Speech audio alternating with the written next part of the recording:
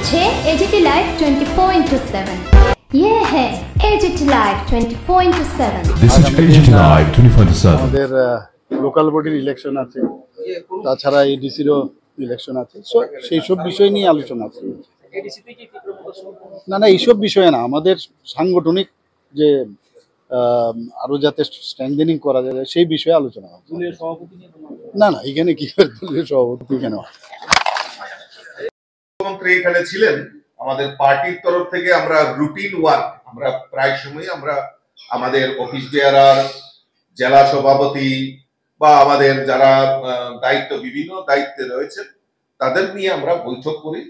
তো সব সময় আমরা আমাদের যে চিন্তা ভাবনা যে আমাদের সামনেই আমাদের এডিসি নির্বাচন, ভিলেজ কমিটি নির্বাচন হোক বা আমাদের লোকাল বডি ইউএলবি, আমাদের নগর পঞ্চায়েত এবং মিউনিসিপ্যালিটি, এই নির্বাচনের জন্য যেহেতু আমরা রাজনৈতিক আঙ্গিকে আমরা রয়েছি এবং এই সবসময় আমাদেরকে সদা প্রস্তুত থাকতে হয়।